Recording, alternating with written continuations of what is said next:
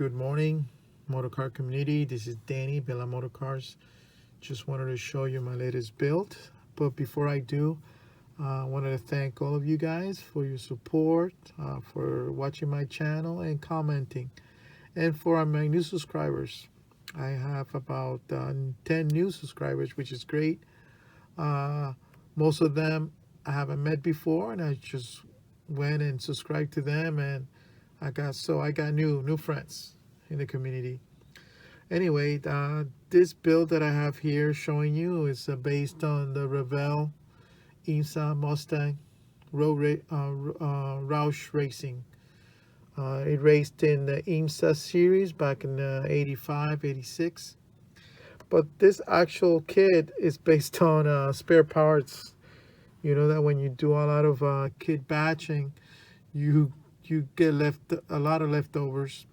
So after I organized myself, I started to see what kind of parts I have, and I was able to have enough parts not only to build one of this kind of race cars, but two.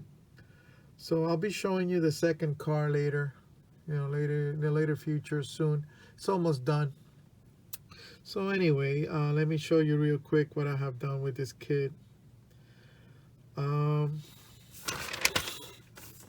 start, I will call this a happy accident. It was supposed to be the Folgers, Imsa Folgers Mustang, but the decals were so old that when I applied them, they were cracking, and after I put a coat of clear, forget about it. It just shattered. I was gonna leave it like that since it was based on a quick build, just something to put in the shell. But my head said, no, come on, Dan, you can do better. So I just stripped the paint and redid it again. I did not have new sets of decals. Didn't want to buy new ones since this model was not, it's not gonna be a detailed kit. If I'm gonna spend money on a kit on a project, it's for something like for a show. So I have other projects coming, which of course I'm gonna start dedicating more time to it, more details, and for sure I'm gonna be buying new decals for it. So I didn't have decals, but I was able to make my own. I always liked the Mac Tools library, which Roush used a lot, not only on some of his Capris and Mustangs, but also on the Mercures, which he was very successful, not only in the Imsa series, but also in the Trans Am series. I couldn't find the Mac Tools logo they used back in the 80s, but this one was close enough and it worked. So the decals, the logos are all decals, and the striping is all paint. I used Tamiya paints for this car. The base coat, the white coat, is actually the primer, white primer, which I later cleared. That's why you got that glossy look. And the other colors are the bright red and yellow lacquers from Tamiya. This kit, I had the parts were separated. The front clip was separated, was from another kit, and this part of the body was from another kit. So I said, well, let me just put it together. And something I wanted to do, it was based on a Sebring race that I saw, that they actually have working lights to race at night. So let me show you what I did for this kit. If you're very familiar with this model, what they actually do is just the outline of the headlight covers. But I cut that out, and I actually built the four eyes for it. I'll show you through the other side so you can see what I did. Just use styrene, and I make the hole and the casing for the lights.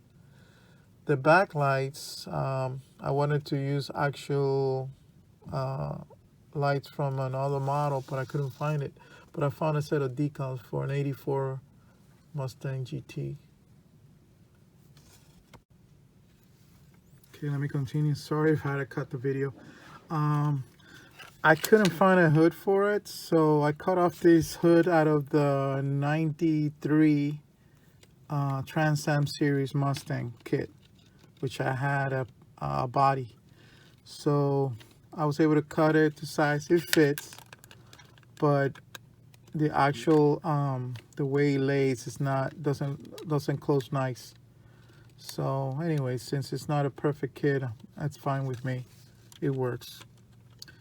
Um, the windows and the front window has two openings on it, so it kind of helps out for the front clip to to stay.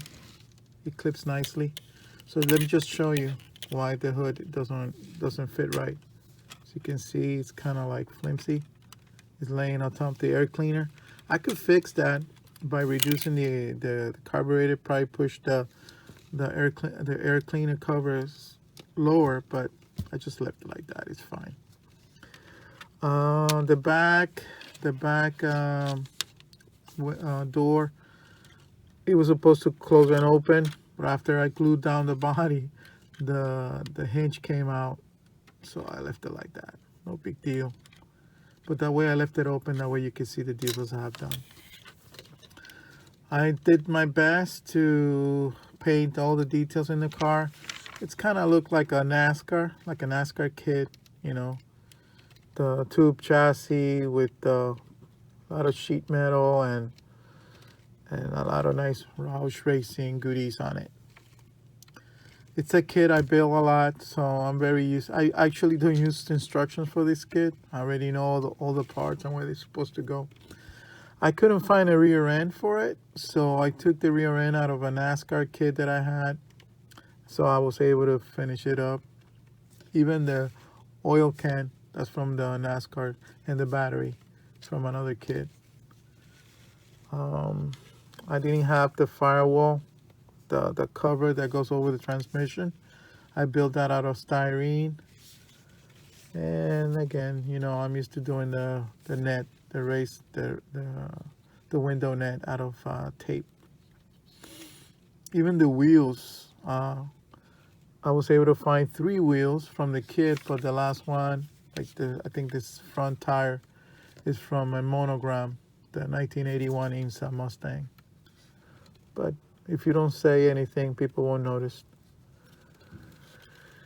So I'm happy. A lot of you guys say you like it, So it's something to think about, guys. Check what you have in your stash, and you might probably be able to build something cool. Anyway, oh, another thing, guys, I wanted to tell you, I couldn't find the tail light for it, so that's why I left it like that. So as soon as I can get another kit or parts from another modeler that would like to sell or trade, I'll probably finish that part of it. But I didn't want to wait till I show you, so I'm just gonna go ahead and post this video. Anyway, guys, continue watching. I'll continue watching your channels, and thanks for your support. And like I said before, build something and show it.